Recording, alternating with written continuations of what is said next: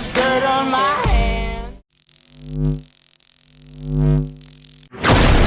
Hello YouTube, Boss Rino. Welcome to my channel. So ito, meron tayong titirahin. Ito ay isang sobrang sikat na vlogger ngayon dahil ang ginagawa niya ay comedy horror. So ito ay si Keep Going Vlogs. Ayun yung kanyang channel. I-subscribe niyo yan kasi sobrang ganda ng mga video niyan. Talaga nakakatawa, nakakatakot, diba? At ito ay top model nung araw. Kaya lang gabi na. So ito na, pumpisahan natin ito. Ang pamagat nito ay mahilig ka bang sumakay sa elevator, hospital at building horror? So ito, hindi ko alam kung anong laman nito. Oo, kaya, pero dami-dami, sobrang dami nagre-request sa akin ito. Itong ano to, oo. Sana pagpalain kayo yung mga nag-request ito, ha? So ito na, tirahin natin ito bago pa tirahin ng iba.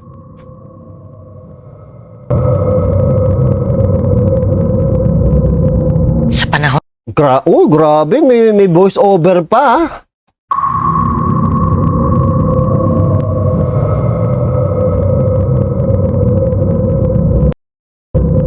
Sa panahon ng bagyo,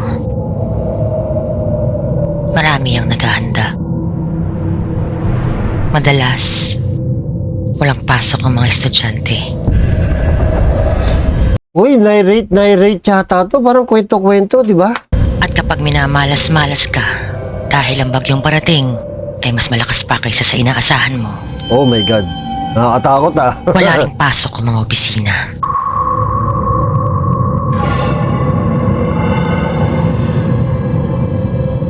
At sa mga panahong ganito, karamihan sa mga establishmento ay tila ba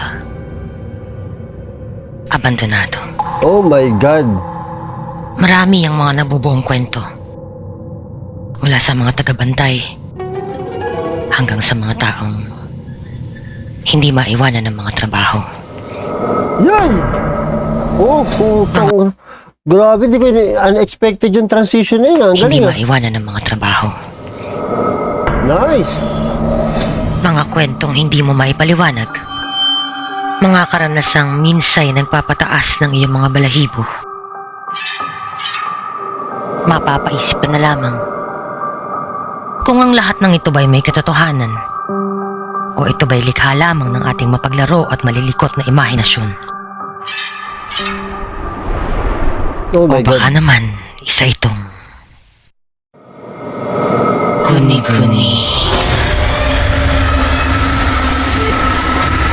Uy. In fairness, ah. Ang galing niya mag-ano, ah. Sino ba to? Hindi ko kilala to, eh. In fairness, ang galing niya mag-narrate, ah. Parang ako nanonood ng ano, gabi ng lagim o lagim ng gabi. Gano'n. At maganda yung edit niya.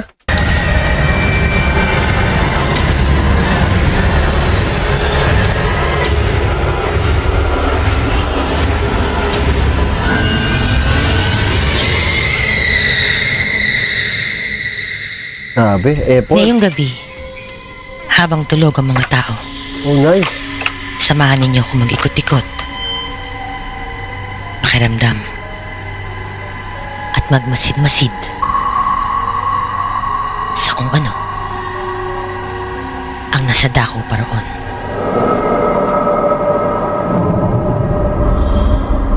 Putang ino, nice. Ganda yung shot na yun, POV, I like it. Ay, putang ina mo, natakot ako bigla. Dito ako natakot. Ano yun? Ba't ganun? Ba't may lumabas na ganun? Ayos na eh. Nakakatakot na eh. Ba't ganun? Ano ka nagpapakwang niya na ah? So guys, mag-vlog tayo.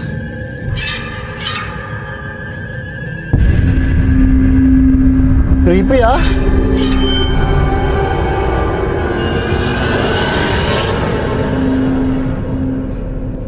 Kusina yan, te. Huwag kang itsusera. Porque Wiset. madilim, matatakot agad. Nag-book kasi ng staycation. Sabi sa inyo eh. Comedy ano to eh, horror. Parang siya lang gumagawa nito, comedy horror. Nice. Huwag kang itsusera. Bago. Kumbaga sa ano, bagong putahe. Kusina yan, te. Huwag kang Ay. itsusera. Porque madilim, matatakot agad. Nag-book kasi ng staycation yung hipag ko. At dahil nakabook na sila before pa magkaroon ng bagyo, tinuloy pa rin namin. Huwag kayong judgmental. Staycation, may bagyo. Birthday kasi ng biyanan ko at saka nung apo niya. Huwag kayong ano-ano. Kayong ano-ano. Kaboso siya ni Tuesday Vargas. Hindi kasi Vargas kasi ito eh. ako makatulog. So naisip ko na lumabas muna at mag-ikot-ikot. At naalala ko na nasa 23rd floor nga pala kami. Oo. May hallway. May elevator. So naisip ko, bakit hindi ako mag-explore? Oh my God. Hindi rin naman masyadong nakakatakot dahil medyo maliwanag naman yung mga hallway. Pero dahil mag-isa ka lang sa... Oh shoot! Ay, wag mo namang zoom in, girl! Diyos ko dahil. Hindi naman sa tinatakot ko ang sarili ko, pero kung mapapansin ninyo, walang katao-tao sa bawat pasilyo. At sa mga oras na to, wala kang maririnig na kahit na anong tinig na nagmumula sa bawat silid. At sa sobrang tahimik ng kapaligiran, wala kang ibang maririnig Nakatakot yung ganyan, kung hindi no? ugong ng Hallway. aircon, mga ugong ng elevator, at yung pakiramdam na mag-isa ka lang sa madaling araw.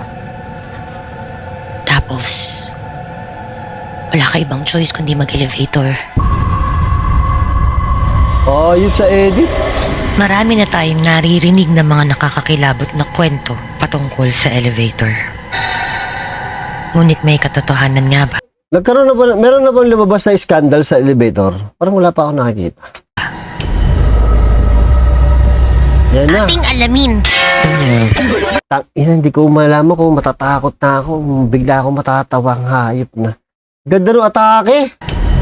Oo. Ating alamin. Hining at iba pa. Uy, puta. Hindi ko kaya, ti. Tutuloy ko pa ba ito? Okay. Pero alam niyo ba, wala naman talaga akong balak mag-vlog ng araw na yan. Pero dahil sa kausap ko ng gabi na yan, ang sabi niya sa akin, mag-vlog na rin daw ako dahil nandyan na din naman ako at may elevator. Ba't di daw ako mag-vlog? Total nakakatakot din naman daw yung kwento niya. Ikaw yun, Claudine Natividad. Shoutout sa'yo na ang galing-galing mo. Ba't hindi ikaw mag-vlog dito, girl? Yung Claudine Natividad, yung mataba ba yun? Yung kwento kasi ni Claudine, guys, is about elevator. Hospital elevator. Ang ina, nakakatakot ah. Pagaman elevator ng hotel ang sinasakyan ko ngayong madaling araw, lalo na't mag-isa lamang ako, ay hindi pa rin maaalis sa akin ang kabahan. Kagaya ng iba, mayroon din akong personal na karanasan patungkol sa mga hospital elevators. Sa tuwing kinakailangan kong magpunta sa mga hospital at wala akong choice kung hindi gumamit ng hospital elevators, mayroon akong nakagawian o palaging ginagawa tuwing sumasakay rito. Hanggat maaari ay naghihintay ako ng kasabay. At sa tuwing papasok ako sa loob ng elevator upang sumakay, mas pinipili kong manatili kung saan malapit ang pindutan ng bawat palapag upang hindi ako magawi sa bandang likuran. Nay. Lalo na kung ang aking masasakyan ay kalimitang ginagamit upang maghatid ng mga yumao Nay. pababa ng basement.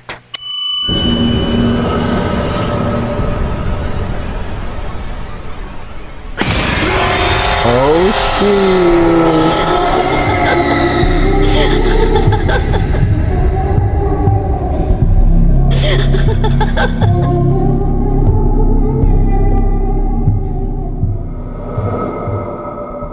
Parang nakakita ako ng luya dun ah.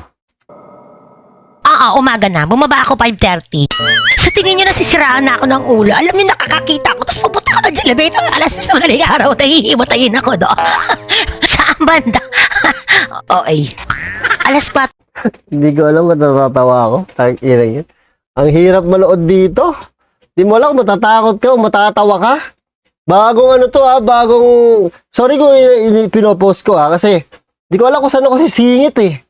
Di ko alam kung saan ako sisingit. Kasi bagong ano hindi ko kabisado yung klase ng vlog niya. Bago kasi yung style. Hindi ko alam kung saan ako mag-i-stop eh. Hindi katulad sa mga Nook Top 5. Alam ko kung saan ako mag-i-stop. Dito nahihirapan ako sa kanya eh. Nakakalibang na kailangan ko mag-post na hindi ko alam. Pero natawa talaga ako dito, yung banat niya dito. Oo. Pwede ko makalimutan yung luya kanina.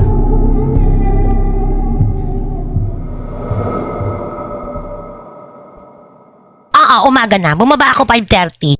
Sa tingin nyo nasisiraan na ako ng ulo. Alam nyo, nakakakita ko. Tapos pupunta ako ng elevator. Alas 6 ng araw. Nahihimatayin ako do. Saan banda? Okay. Alas 4 ako lumabas. Isang oras ako sa elevator. Bakit? Nag-up and down ako. May paglaro ng elevator.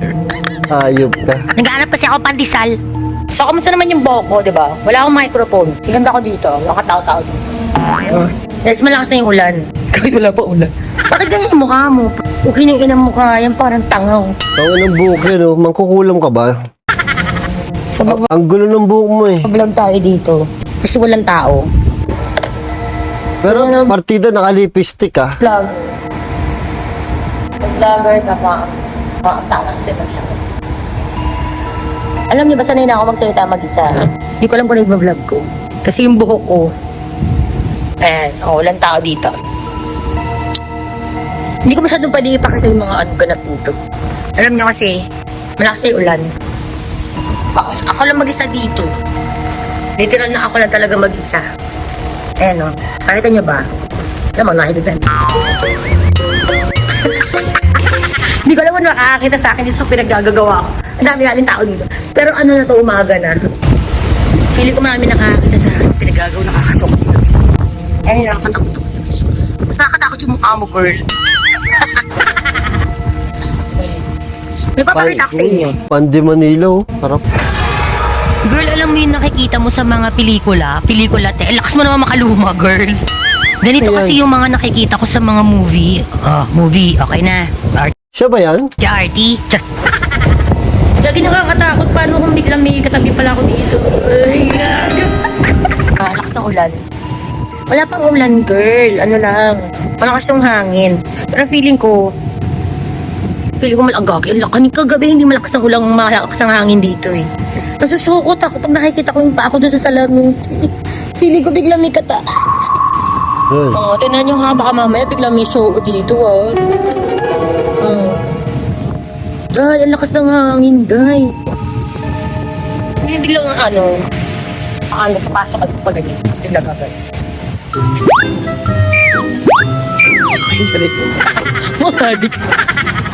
So mamaya babalik na tayo dun sa hotel. Yan. Wait, parang feeling ko lakas ng ulan. Lahat ng makikita niyong establishmento sa likod ko ay sarado. Walang katao-tao. Unang-una Walang tao linggo. kanina pa. Pangalawa, may parating na malakas na bagyo. So ito yung harapan ko, papakita ko sa inyo.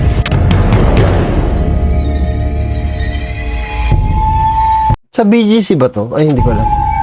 Habang nag-i-edit ako at pinagmamasdan ko ang gusaling ito, biglang pumasok sa isip ko ang mga kwentong patungkol sa mga itinatayong gusali. Gaano nga ba katotoo ang mga kwentong ito? Parang balita no?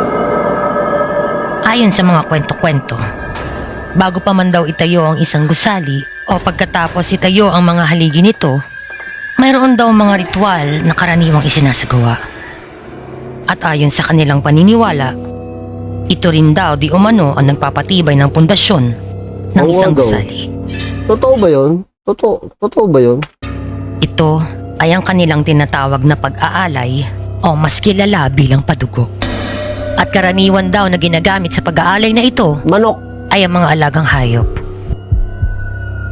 Ngunit ayon din daw sa mga kwento-kwento, ay may mas malagim pa raw na pag-aalay ang nagaganap. Tao, no? Tao yung inaalay, no? Maaaring ang karamihan sa inyo ay alam na kung anong aking tinutukoy. Dito rin marahil nagmula ang mga kwento patungkol sa mga bata na kalimitang nakikita at naglalaro sa kalaliman ng gabi. Katakot ah.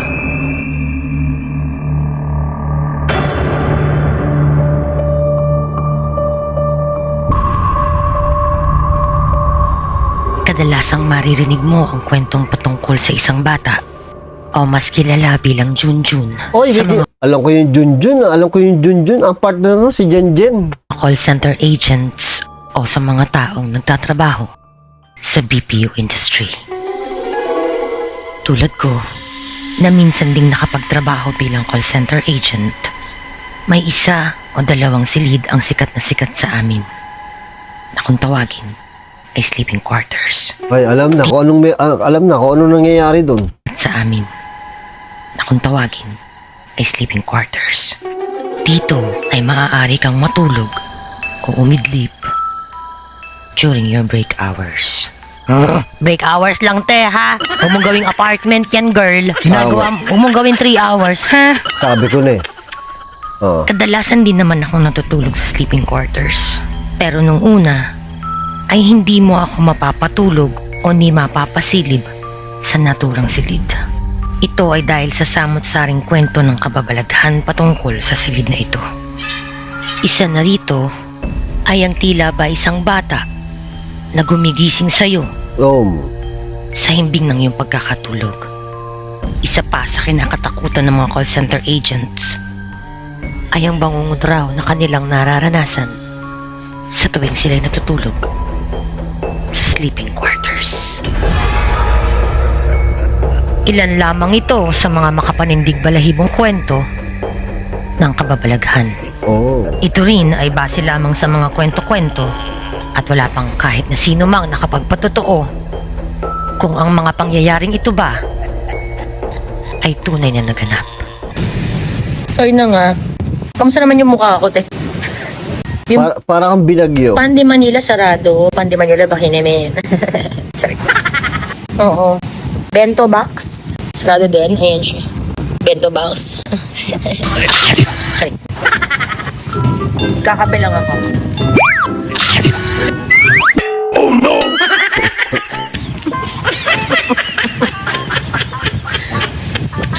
Siguro kami nakakakita sa akin dito, pag-iisipan nila, baliw na ako.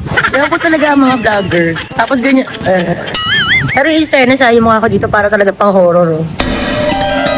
Hindi kasya sa camera. Gano'n ba kaikli yung bisig mo?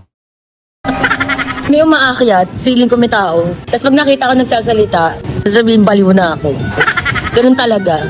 Papakita ko sa itsura ng paa ko, dahil kinikilabutan ako, girl. Girl, alam mo, iniisip ko, para ako nasa horror movie. Paano kung biglang may lumabas na isa pang paa dyan, tapos sa'yo may win? Okay na, te? So, uwi na tayo. So, babalik na tayo doon. Tapos, doon ako.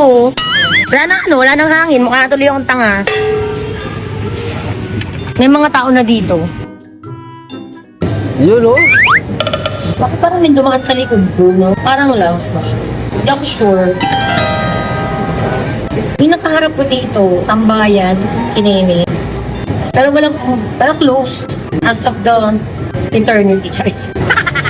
Narinig niyo ba ako? Kasi wala akong microphone. Kasi nga biglaan lang tong vlog ko to. Ayan. Sana naririnig niyo ako, di ba? Para makakapag-vlog tayo. So, pupunta tayo dun sa kabila. Ba't ganyan? Bakit ganyan naman na nangyari sa'yo, ante?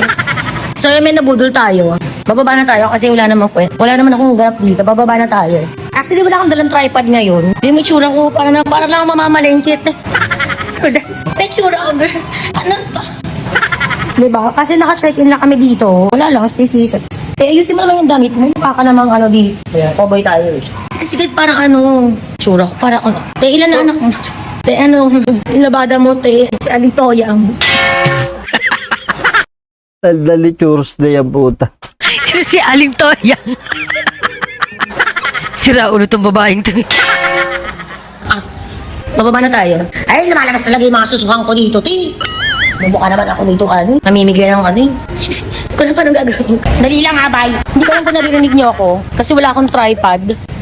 Biglaan lang din yung vlog ko. Ganyan dapat, para kang tanga. Umuulan, guys. So, umuulan, babalik na tayo dun. Para akong naglalaba. Ay, oo, go. Dahil umuulan, te.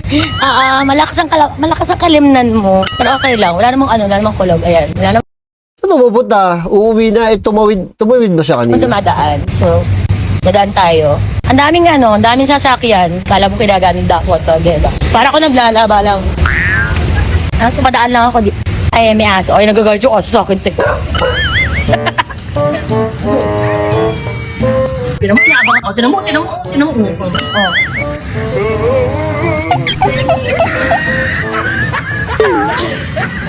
Pati tayo. Gagilid na lang ako. Ah. Ang cute ng aso eh. Baka ng list mo, ah. Baka Diyos kumabot ka sa akin, ah. Sasama ka na sa vlog. Bye-bye. Bye. So, ayun. Ang galing ng vlogger, di ba? Babalik na tayo. Mag-elevator tayo, Ayun guys. na, elevator na ulit. Pero kailangan discreet lang kasi ang ganda ka dito. Sana dito na lang ako. Kailangan sumakay tayo ng walang kasama kasi mag-elevator challenge na tayo. Ay, walang tao. Dito tayo. Gumagana ba to? Papakita ko sa inyo. Gumagana yan. Para ako mamamalengke lang, di ba? Pipindot tayo. Girl, pipindot ka, nakabukas na ang arte-arte. Sasakay tayo ng elevator. So, yung kaibigan ko, si Claudine, meron siyang 23 te. O, paano gagana? Kasi kailangan to merong ganern. Oh, bakla. Tumunog. Yun, tumunog na siya. So, kailangan pipindot tayo ng 23rd. Sasara natin. So, merong elevator horror si Claudine. One time, magbabantay siya ng lola niya sa hospital. Sa hospital. Tapos, syempre, kailangan din yung sumakay ng elevator. Elevator hospital, guys. Oh, reflection yan.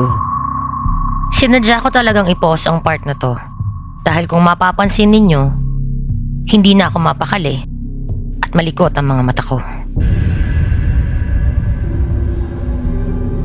Alam kong umaga na at medyo maliwanag na at karamihan ng mga tao ay gising na sa mga oras na to. Pero hindi niya pa rin maaalis sa akin ang kabahan. Sapagkat habang nakasakay ako sa elevator na ito, ay dito ko rin mismo ikukwento ang elevator hospital horror story ni Claudine Ayun na. Natividad. And it goes a little something like this, Pink. Utang.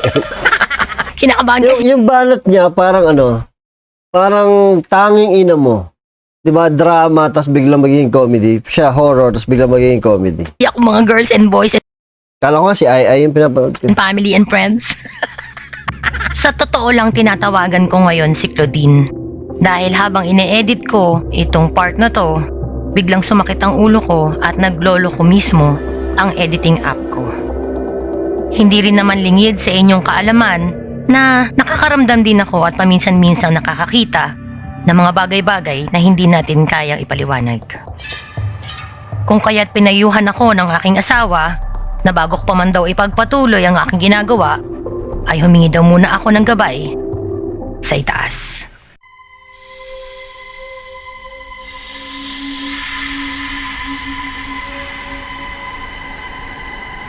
Ayon sa kwento ni Claudine, may isang pagkakataon na kinailangan ma-confine ang mister ng kanyang asawa.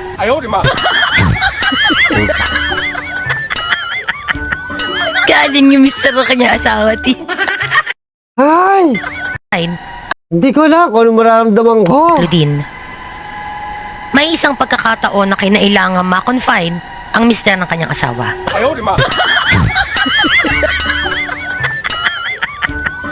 Galing yung mister ng kanyang asawa, Mister ng kanyang asawa. Natawa ako dun.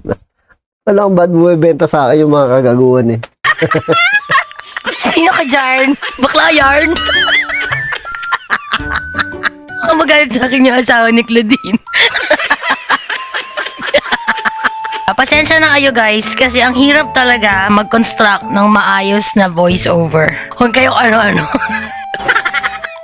Kaya ko pa ba? Horror to, di ba? Ano? Ang hirap magpatama. Ang hirap din manakot.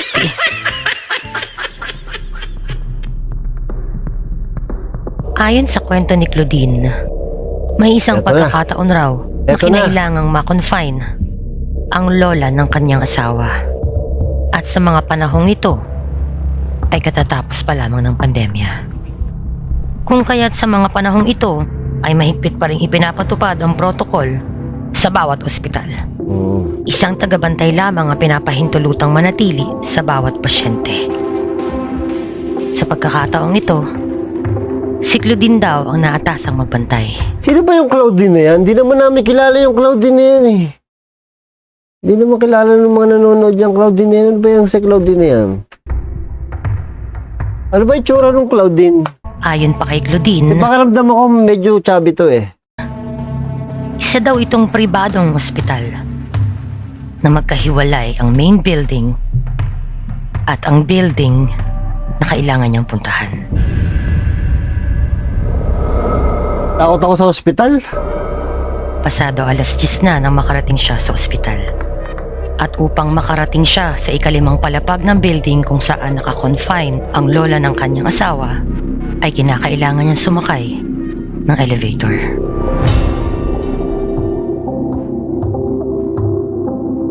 Isang normal na araw para kay Claudine. Ngunit wala siyang kamalay-malay sa kababalaghan na kanyang mararanasan. Habang paakyat ang elevator na kanyang sinasakyan, ay nagawa pa niyang kumuha ng mga litrato na siya lamang mag-isa.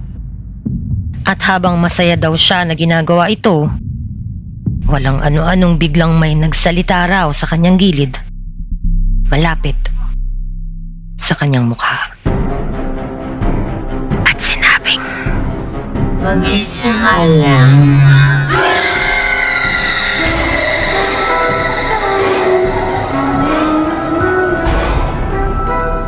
Creepy yun ah, mag-isa ka lang. Takot mag-isa talaga sa ano, sa ayon kay elevator. Claudine, pagkabukas daw ng pintuan ng elevator, ay siyang pagtakbo niya sa nurse's station. At doon daw ay wala siyang ibang nasabi kundi ang pag-iyak. At simula nga daw ng araw na iyon, sa tuwing kinakailangan niyang magtungo sa ospital, ay minamabuti niyang gumamit na lamang ng hagdanan upang hindi na raw maulit. Ang ina, paano kung 24th floor yung yung pupuntahan niya? Maghahagdanan siya? Ang kakilakilabot niyang karanasan ng kababalaghan. Sige te, hagdanin mo lahat. Gusto mo hagdanin mo din yung stairway to... Charet, alam mo girl, conquer your fear. Ang dami sinasabi. Hindi ako na nga. Ganda mo. Marami pang naibahagi sa akin si Claudine patungkol sa ospital na ito. Sa susunod, Dapat pinapakita mo yung mukha ni Claudine dito para may idea kami. Hindi namin kasi, kung Claudine kasi ng Claudine, no? Nagiging interesado tuloy ako sa itsura ni kung Claudine. kwento ay ibabahagi ko naman sa inyo kung ano nga ba ang ano te. Napapagod na ako. Nakakapagod na magseryas yung mga ante. Sa susunod kong vlog, ikukwento ko naman sa inyo yung mga kinuwento rin sa akin ni Claudine about sa background ng hospital na sinasabi niya. Marami siyang kwento at marami rin siyang naranasan during those days. Those days are gone. Tsari. Marami siyang kwento patungkol sa karanasan niya habang siya ay nagbabantay sa lola ng asawa niya, te. Oo. Saan ba kasi galing yung asawa ng mister niya? Hoy! So, limon siya ng limon, wala namang kasama. Parang ako, ganito, walang kasama. So, bahala ka na, di ba? Horror story, elevator. 22, 23, buti na lang, pababa na ako. Ito yung camera mo, girl. Di, parang may kasama ako. So, dito na tayo. Dito na tayo. Kailangan tahimik lang tayo. Di, mag-isa lang talaga ako. Or, alam mo yung maririnig mo talaga yung ano, yung tunog ng elevator na nagsasara, tas nagbubukas. Alam, mag-isa lang talaga ako. Di. Nakaka-award ka. Creepy no, ganun siya to. Sasakay tayo, ayan. So, hindi ko alam paano to. So, ganito. Te, ba't nagmamadali yan, te? Nangangain ng bungol yan, girl. Mabalik na tayo. Ayoko nang mag-vlog ng madami. Ayaw bumukas. Te, sino nagbigay sa'yo ng lisensyang i-zoom in mo yan, te? Ayan, bumukas na siya. Grabe naman, ang lapit naman ng camera. Ang creepy. So, tulog tayo. Ang okay ng ingay mo, te. Grabe ka. Nagising yung mga tao, te. Grabe ka. Bakit hindi mo malang hinawak? Nagising tuloy yung mga tao. Ang inang din. Mas nakakatakot pa dyan sa loob ng kwarto nyo eh. Pumalag siya.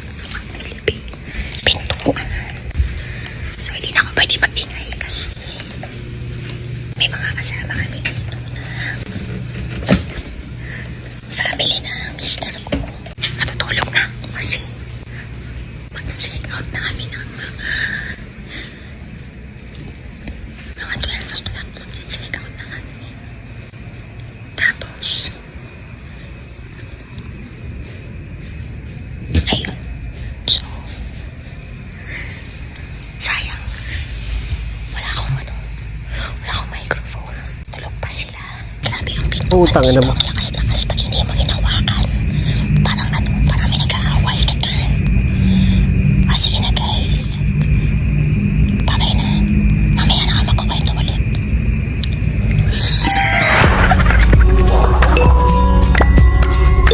Oh, yung sa transition, subscribe nyo si Keep Going Vlogs. Tangin na.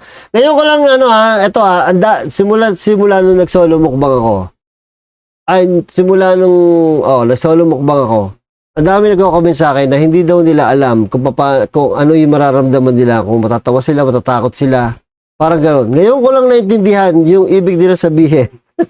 Kasi, hindi ko di alam kanina kung ano magagawa ko. Matatakot ako, bigla ako tatawa. So, ngayon ko lang nag-gets yung sinasabi nila na hindi nila alam kung magugutom ba sila, matatawa ba sila, or matatakot sila. Parang mixed emotion kasi. So, kung gusto nyo masira ang feelings nyo, panoorin nyo si Keep Going. Dahil nakakalibang siya. Taka ang ganda ng paa niya. Okay? So, see you next video.